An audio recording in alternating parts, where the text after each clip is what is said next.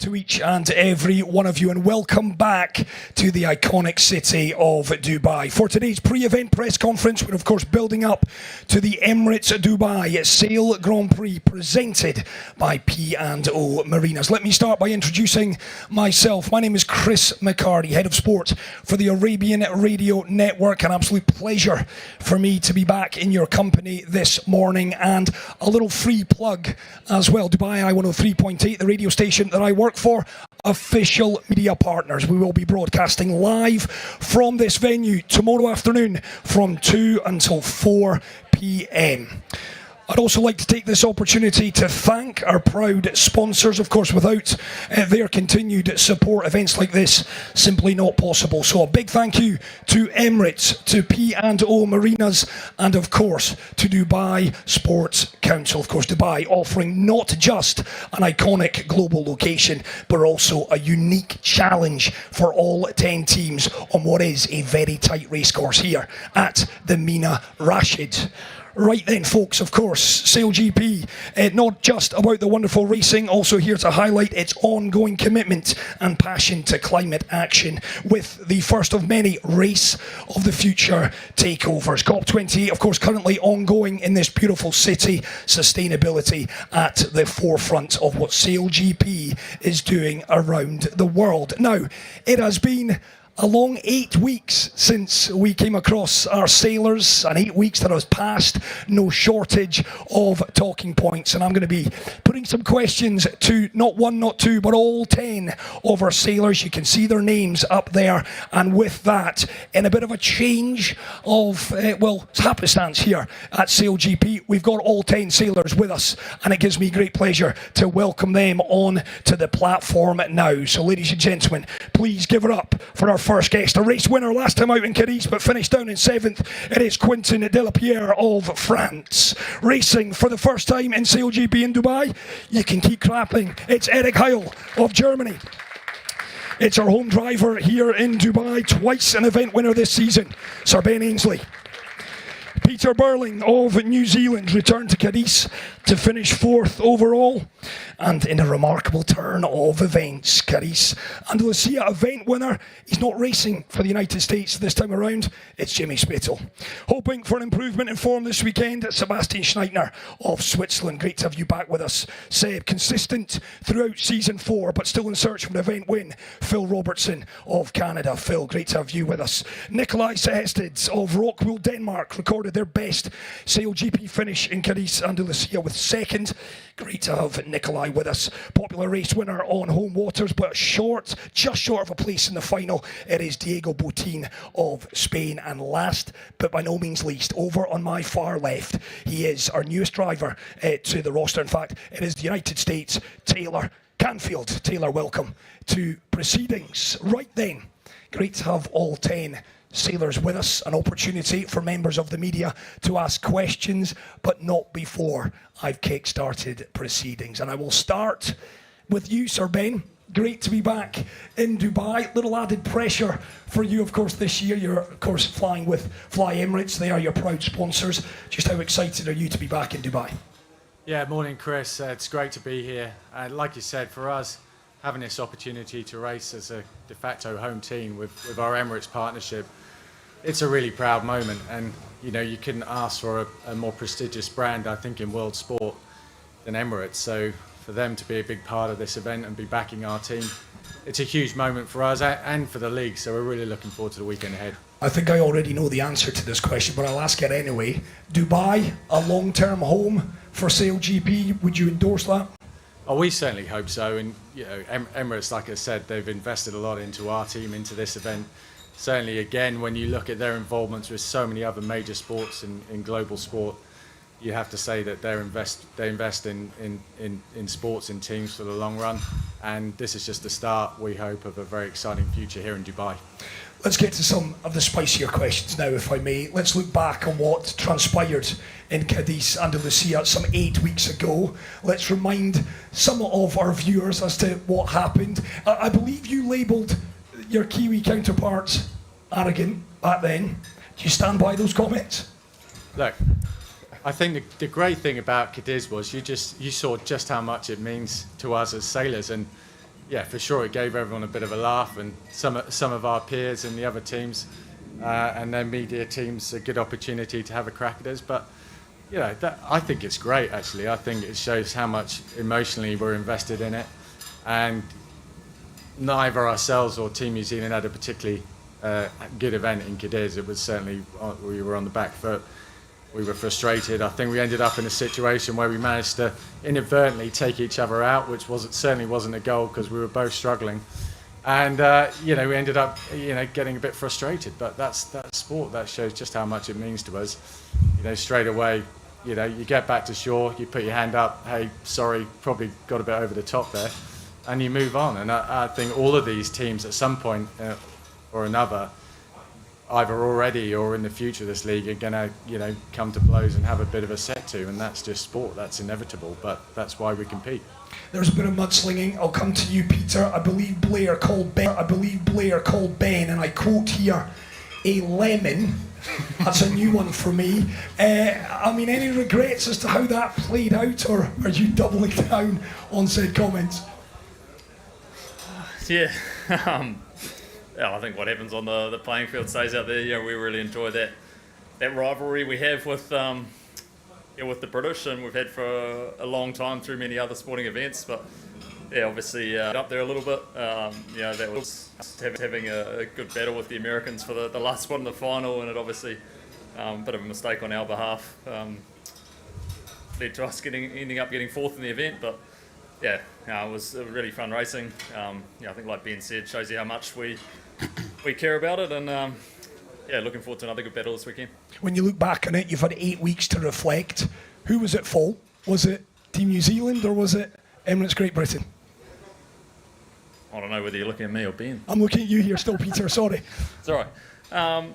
Yeah, well, I think we're obviously on opposite legs of the racetrack. Yeah, with how small these racetracks are, you know, there's numerous occasions where you have interactions with boats on the opposite legs, and you do what you can to avoid. Yeah, obviously we thought Ben had a good opportunity to go up a few degrees and take our transom, and you know, talking to Ben and his crew afterwards, you know, they thought that they didn't really have that opportunity, and what they was rightfully their ability to do. So yeah, I think one of those ones that just, you know, people seeing it a different way, and yeah, we definitely thought he had an opportunity to go above. They definitely didn't. So, you know, that's why you see us having a bit of banter on the racetrack. Absolutely, and it's great for the sport, as you said, Ben. I'll come back to you with this. If you were to rewind 8 weeks, would you have done anything differently? No, of course I would. I love it. You know, this was, you know, it's racing, and why would we go out of our way to take a different course that's going to slow us down just to help somebody else? We're not going to do that. And just as, you know, Pete or any of these other teams would do the same thing. So, no, look, it was unfortunate. It certainly wasn't intentional, but it caused obviously a lot of pain for Kiwis. We weren't having a great event either, so we're all frustrated. Things get said, but you know, you put it to one side, you move on. That's what we're doing. I'm going to stitch up Eric here, because whenever there's a little bit of a fight, always turn to a German. Eric, you have got, you can be the referee on this. Where's this going? Who was at fault? Who was at fault in your opinion, Eric? I think the rights were on Ben's side for sure, but yeah, as you said, things on the water with high tension, and what happens on the water stays on the water for me as well. Fantastic. Listen, Peter, I will come back. Let's soften it a little bit now. Got to get your thoughts, proud Kiwi that you are. Decision not to race in Auckland upcoming. Can I get your reaction on that, please? Yeah, it's a real shame not to be having an event in Auckland. Yeah, obviously the biggest city in New Zealand. We've had you know, a whole heap of racing on the Waitemata, you know, and beautiful place to sail. But you know, SailGP as a league decided it wasn't viable to host there with you know, the amount of space we had on shore, and yeah, hopefully have some exciting news in the weeks to come. In your opinion, though, a mistake not to take it back to Auckland? Yeah, it's not my call. I think you have to direct that at the league. You know, we definitely did everything we could to try and have it in Auckland, and you know, but the decision was made that yeah, it wasn't an option. Thank you, Peter. Listen, let's move on to another big talking point in the last few weeks, and I'm going to turn to Jimmy Spittle here. Jimmy, back in Aussie colours for the first time since 2001. Just how proud are you to be wearing the Aussie colours once more? Yeah, it's been about 20 years since I put on the beautiful green and gold. So it's it's an exciting time. It's a fantastic team. Let's face it, it's the benchmark team of SailGP. So I'm just trying to transition in as seamlessly as possible. Like, yes, I'm replacing a redhead and I am a redhead, but still there's differences. And it's actually been harder than I thought, in that a lot of the manoeuvres and the playbook is different to what I'm used to. So not going back to reflect it, like a reflex action in a high pressure moment is very challenging. And so again, I've got to build on that today and try and get out of these habits that I've established with a couple of seasons sailing with the USA. There is a rumour doing the rounds that if you win this weekend, Tom's going to be naming his expected son Jimmy. Can you confirm or deny that? That's 100% confirmed. Good. I thought that. Jimmy on the way then. Listen, in all seriousness though, it has been an interesting few weeks for you personally, and I guess the $1 million question that an awful lot of people want an answer to, your exit from USA, simply, were you pushed or did you walk yourself? No, it was an exciting opportunity. I mean, when Russell and Larry gave me the opportunity to take over the US team in season 2, I'd been watching SailGP for the first season from the sidelines, and it was tough being on the sideline. You could see what they were building, you could see the racing, the athletes, and man, it was just an easy answer when the call came. But when I started with the US team, it had just finished season 1 in last place. It had no sponsors. So to be able to take it to the grand final, multiple wins, add a bunch of incredible sponsors, and then take it to a sail was always the goal. And to do it in a way that we achieved is something I'm really proud of. I'm proud of all the people that were involved in those seasons and building that. And I'm excited for the future, to see someone like Ryan and the group of investors that have come in. It's incredible. Well, listen, the man who's stepping into your sizable big shoes is the man who sits behind you. Taylor, first and foremost, welcome to SailGP. And I guess the first question, how are you finding it all? How are you settling in? Yeah, thanks so much. Excited to be here. Excited to be here in Dubai for first event. And it's an incredible, opportunity for myself and the team and, the new investors. And it's a little bit overwhelming, but it's going to be a fun journey, and we got a great group here with us, and yeah, looking forward to our first event together as a group. Jimmy's been quite outspoken, Russell too, about USC team personnel. Do you want to set the record straight for us? How do you feel Team USA is shaping up with you obviously at the helm? Yeah, I mean, we got here early, and it's exciting. We have a great group of sailors and a great group of American sailors that are willing to put themselves out there and push to the limits, and that's what we need in this league. And sailing against the best in the world, and there's no shortcuts. So we're gonna have to put the time in, and this group is willing to do that.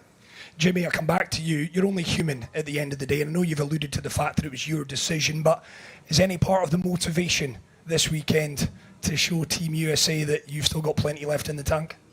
Oh, for sure. No question. I'd love to go out and absolutely smoke those guys. But at the same time, one thing we have all learnt in SailGP, that if you focus on just one team, you could easily find yourselves back in last and second last. You just can't get caught up worrying about one team in this sort of racing. So our goal is to just go out there, consistent, clean races, and come into Sunday with a shot at the final. And I doubt that there's many people sitting up here that would have a different strategy. Taylor, do you feel any pressure? And I ask that sincerely, given the fact the shoes that you are filling, making your debut, huge investment, are you feeling pressure heading into this weekend? On the water, not at all. No, sitting up here, maybe a little bit. I have quite big feet myself, so big shoes. But yeah, we're excited. There's no doubt in my mind that we have an incredible group of sailors that, every one of them want to go out there and win every race. So yeah, we're going to make mistakes. It's going to be hard. And the other teams will take advantage of those mistakes. But, the last couple of days we've seen an incredible, rise. And yeah, I'm confident that we can be there fighting at least. You're third on the leaderboard as things stand. So with that in mind, I mean, what is the minimum expectation coming into this weekend's racing? To be honest, I think we're just going to go out and race and see how it goes. You know, results aside, I think we just have to go out and push hard and again, be there in every race and continue to grow as a team. And I think if we do that, we'll be there in the finals at the end of the year. Expected to be a huge event in New York, of course, next year. Huge numbers, I think the biggest audience since 1992 from the USA. So sailing is clearly going through a bit of a boom over in the States. Are we on the cusp of seeing the USA really come to the party once more? I think so. And, you know, there's been a lot of chat about there not being talent in the US. And, yeah, we're here to prove them wrong and to show them how talented our country is. And, you know, having events in New York City, kind of one of our biggest cities in the country, is going to be incredible. It's such a spectacle. You know, I was there in season 1 when we raced on the Hudson River, and you know, when SailGP was more in the infancy, and you know, now that we're at this stage and the global stage is risen, I think it's going to be an incredible event and going to put on quite a show. Yeah, well, best of luck to you this weekend. And Jimmy, I come back to you. An 11th SailGP team has been acquired. Of course, confident of raising the necessary capital to see Italy, of course, flying the flag next year. Yeah, I am. Look, I think we've seen it all around the world. Anytime we have an event in Italy, and actually anytime we have an event in Europe, the fans are there, you know, and the Italian fans, they are the most passionate in the world. We've seen them following their own teams. So, yeah, there's no doubt in my mind it will work. The other part is just seeing the next generation of athletes and what, you know, they've done an incredible job in their grassroots, their development programs, Olympic programs.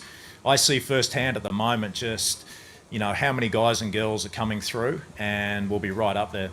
Can I be a bit of a nosy Parker? How are the commercial conversations coming along? Are you seeing interest in putting kind of dollars and euros to what you're building in Italy? Yeah, I mean, we've literally just started to go out to the marketplace, but there is a huge amount of interest. You know, as I said, you know, my experience in the US, which is clearly an exciting and important market, but you spend a lot of your time educating. The great thing in Italy is people really know about sailing. You know, they're very passionate. There's a real attachment to the ocean and culturally. So, yeah, it's fantastic. I mean, you know, time's short. Season 5 is coming up quick, but I'm confident we're going to have a fantastic team that'll be competitive.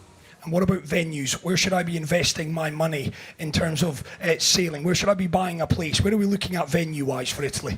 There's so many amazing venues in Italy. I mean, we all know that. I mean, you've got the lakes, you know, there's so many areas around the Med, so we're in a number of discussions. Again, a lot of interest to host SailGP events there. And they'll be the heavily attended events I think we'll ever see in SailGP. And I know that's a big statement because we've just come from Cadiz, that is heavily attended, and New York coming up. But man, when you see the Italians get behind something, it'll blow your mind. Looking forward to it. Thank you very much, Jimmy. I'll turn to you, Phil. Thank you for your patience this morning before getting round to you. And, well, we start, I guess, with the ongoing beef that you seem to have with the Spanish. What's going on there? Give me a kind of long and short. We saw, again, another kind of incident last time out. Where are you at with your relationship with the Spanish team? Yeah, no beef. I think that's pretty clear, isn't it? Look, yeah, we've had a couple of situations the last couple of events, and it's not what you want to be. You don't want to be slowed down on the race course, and I think the last one was a case in point where the Spanish are just put in the boat where it shouldn't go, and it's creating situations which are dangerous and compromising these boats. So, yeah, it's a shame to be tangled up with them, but definitely don't want to be doing that much more. Diego, I'll give you a right to reply. I mean, Phil obviously says you were at fault there. Do you agree? Yeah, and definitely in Cadiz we put the boat where we didn't have the rights. But yeah, also for me, I think those crashes could be avoided, and that's what we think we need to do for the future. And yeah, both teams have lost a lot of points on those situations, event and season points, and yeah, I think we need to really focus on what Jimmy was saying, no? Focus on doing the best racing possible and not being tangled up with another team in racing, because the other 8 teams are gonna get a lot out of it. So that's not what we want. I'll stay with you, Diego. Did Phil overreact just a little for you in Cadiz? Well, I think that Phil is an aggressive sailor, obviously, and I think those situations, those crashes could be avoided. It's true that in Cadiz we made a mistake. We put the boat where we shouldn't. I think we all have to learn from this and try to avoid those penalty points for the future. Phil, I'll come back to you. Jimmy's been honest. He wants to absolutely smoke the Americans this weekend. Similar for you in the Spanish? Is that kind of beef still there for you? Is it motivation for you heading into this weekend? I think I'm more motivated about smoking all 9 sailors here than one of them, because we could finish 9th and 10th and I wouldn't be that satisfied. So, yes and no. You've scooped up a couple of, wing trimmer. I want to talk to you about CJ. How has he settled in? He's going to be making his first appearance for Team Canada this weekend. Have you been happy with what he's shown so far? Yeah, for sure. Look, USA probably dropped the world's best coach and one of the world's best wing trimmers, and the opportunity was there to scoop them both up, so we did, and it leaves us in a very good place. I've sailed with CJ a lot in the past and have a great relationship with him, so yeah, I'm looking forward to the week ahead. Can you give us a bit of insight into how that transfer happened? Kind of what was going on behind the scenes that saw you pick him up? Yeah, I don't know all the details, but I think, my understanding is the US team obviously changed ownership and everyone lost their contracts, so I'm not sure who was re-offered a contract, but it didn't seem like a lot, so yeah, there was an opportunity to get some very good sailors. Diego, I'll come back to you. Looking back on what we witnessed 8 weeks ago, is there a feeling from your side that maybe you let the Spanish public down a little bit, and are you eager to kind of rectify what happened 8 weeks ago this weekend in Dubai? Yeah, in one side we feel like we sailed a very good event in Cadiz. We had a very good first day and the crowd loved it. And in the other side we didn't do so well in the second day. We had a couple of bad starts in those very light wind conditions, and we need to step up our game to be able to give them what they deserve. Quinton, you've waited patiently. I'll bring you into the conversation. Ben's alluded to it. It's great to have these rivalries in SailGP, that they fuel the narrative. Your opinion, what's going on between Canada and Spain, a good thing for the sport? They have a great story, I think. I think previous season in San Francisco was tough for Phil, and the past is doing his game. Hopefully those guys will sail their own and stop crushing each other. Very well said. Want us to stop? Succinct. I've got to ask about the French. I mean, how do you assess your season by and large? And are you feeling any pressure, Quinton? Are you feeling coming into this weekend you need a performance? I'm not feeling any pressure, but I'm mostly responsible for the results. I truly believe that we are there. We show it the first day in Cadiz. We won a race. I think our starts when it's foiling are pretty consistent. But for sure, when it's light wind, we struggle. We push hard, we work hard on this topic. And we have to just swap or switch the mindset here in Dubai and show a different image. I think the whole team is really motivated to perform here in Dubai, and we did it last year, so it's time. What about the commercial backing of the team?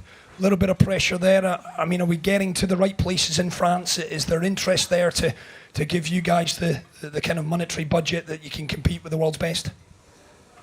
Partnership side is a difficult job, and I have to say that Bruno and Simon are pushing hard, and we signed Whole Accord, which is an unbelievable group this year. So I just want to say that the work is done and they are pushing hard. And even here in Dubai, we will have a really good opportunities. They just trust their process, and I'm sure it will come. Nikolai, I'll bring you into the conversation. Here I am. Thank you. Great smile.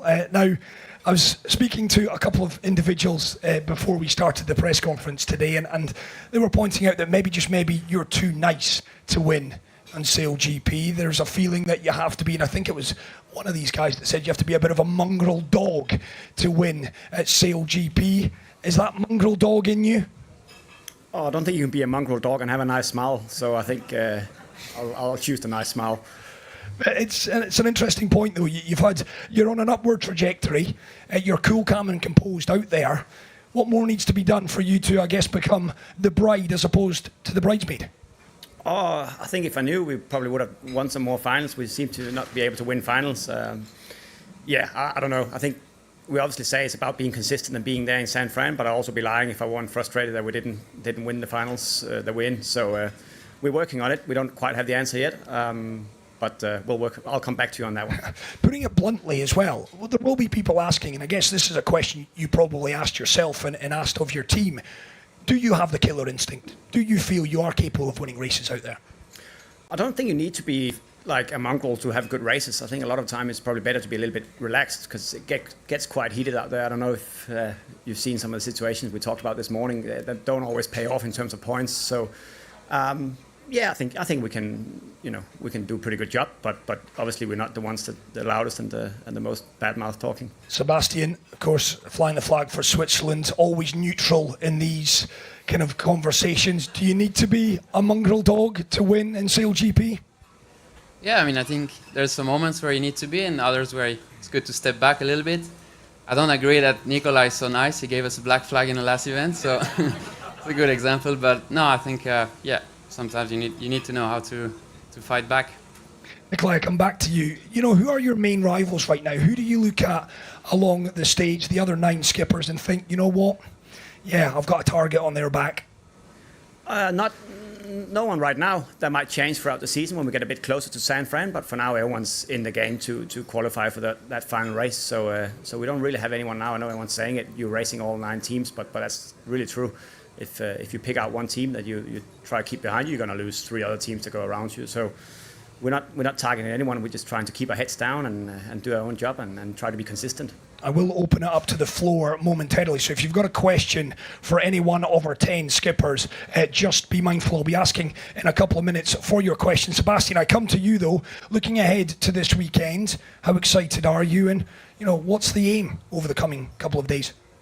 Yeah, we're super excited to be here in Dubai. Obviously, we had some great training days out there, really ideal conditions, to develop the team, flat water, pretty good breeze. And yeah, it's for me, especially very nice to be back in Dubai. I lived here for a couple of years, so I feel a bit like the local team somehow. So hopefully it's going to bring us luck.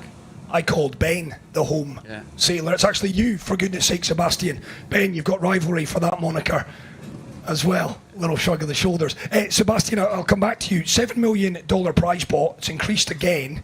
Great news for each and every one of you up there. Your reaction to that? Yeah, it's extra motivation, for our team to get in the front and start to get those prize money for sure. Right, let's open it up to the floor. If we have questions, the guys are here. Oh, we do. We've got a microphone. First question to my right. If I can ask you to please state your name and your publication, that would be wonderful. Thank you.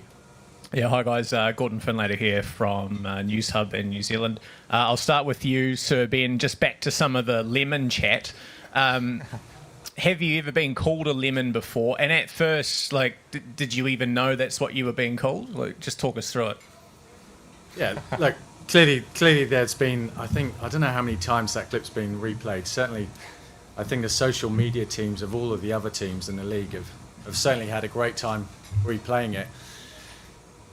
I'll go back to what I said, in the heat of the battle, stuff gets said because we're determined racers, we want the best, but I don't take it personally. I hope, the Kiwi team don't take what I said personally, because I have a huge amount of respect for them, for what they've achieved in sailing, what they're achieving in SailGP. And you want to be racing against the best. If you're going to race against the best, you're going to end up in situations where people aren't happy. Again, I think that's great for the sport. If we were just all out there going around going, after you, old chap, where would that leave us? So, no, I think it's great. I don't really think there's any point getting drawn on what was said. I think the point is that it's tough racing. We're all pushing as hard as we possibly can, and we'll continue doing so. Tom Carey, Telegraph. A question for Pete and for Ben. The guys next to you, obviously there are changes at USA and Australia. They're sitting in the top 3 at the moment in the standings. Do you see the changes on board those boats giving you an opportunity this weekend to maybe eat? Obviously they've both got great pedigree. Jimmy's particularly got a pretty decent track record, but do you think you can eat into that advantage they've got at the moment? Yeah, I'm not sure if you want me to kick off again, but yeah, for the New Zealand team, we've obviously had a pretty interesting season to date. Yeah, we started off really well, and then have kind of been through an incident, missed an event and a half. So we definitely feel like we're back into normal operation again. But really excited to still be in touch with that front of the leaderboard. But in saying that, it almost feels like there's a bit of a restart kind of mid-season, and that means that the pressure on getting good results now is more than ever to make sure you consolidate that place in the top three or at the top of the leaderboard. And I think it's a really exciting time to be doing another push into this back half of the season, and it's incredibly tight on the points, and I think over these next few events will really start showcasing what their pecking order is going into the back end of the season. Yeah, I think that's right. I think we've seen in SailGP a lot of rotation between the teams over the last 3 or 4 seasons, and we've seen sailors come in and be successful straight off the bat in a new team or from switching teams. And I would expect that to be the same here. It's a tight race course. It's going to be tough for all the teams on the tight course with the boat handling, but I don't see any reason stopping those teams being successful. Big question I've got really for Jimmy is, he had a crack at Italian when we were in Taranto. He had a crack at the Italian men. Didn't go so well. So with this new team, are you going to need a translator, or how do you think you're going to be okay? Mate, I'm just shocked that you said it didn't go so well. I thought it went damn well, about as good as it could have gone, actually. I couldn't understand a word of it. Yeah, I thought it was great. I mean, I guess I'd like to make a comment too on Pete and Ben's situation at the last event, and I had a front row seat to that. And I got to tell you, I loved every single minute of it. It was great to see. Ben said, "Well, I don't think we'll focus on what was said." I was heavily focusing on what was said. Let me tell you. Hi, Bill Springer from Forbes magazine. This is for Taylor. Taylor, you've had congratulations on the team, and you have a pretty diverse group of investors, entertainers, and I'd love to hear, who would you be most excited to sort of get out on the water with you? Yeah, that'd be a tough choice, to be honest. For anyone that hasn't read through the list, it is pretty incredible, and I think it's incredible for the league and for the other teams. And we're looking forward to engaging everyone that's invested in the team. But probably of those people, I would say Deontay Wilder. World heavyweight boxing champion. Get him up on the pumps and see what he's got. Just give him let's go. And you got Ryan here too, right? Yeah, Ryan McKillen, one of the investors and a great buddy of mine. We've been friends for quite a while now here in Dubai. So excited to have him here and to have all of us experience this first event together and kind of the start of this journey together. And looking forward to it, and looking forward to racing alongside of him coming up in 2024. Just one for Phil. Obviously, Pete spoke about Auckland event not going ahead. One of the options is for that to go to Christchurch again. Is that something you would be a fan of, and just your memories of that event last year? Yeah, I think that gets our vote. That's for sure. We'd be very excited to go back to Christchurch, and that was one of the best venues this series has raced on. We had perfect conditions, flat water, and a lovely time. So, yeah. Eric, I will come to you. I'm conscious that I actually missed you in my little chat. Wonderful to have you back as well. We saw yesterday a kind of milestone, a big milestone for SailGP. Of course, the women's pathway programme. We saw the ladies out there on the Switzerland boat yesterday. How big is that for SailGP moving forward? I think it's a big step, and sailing is one of the sports where you can really integrate and use also more women on the boat. I think some positions are still difficult with the grinder position. It's hard for the ladies to catch up.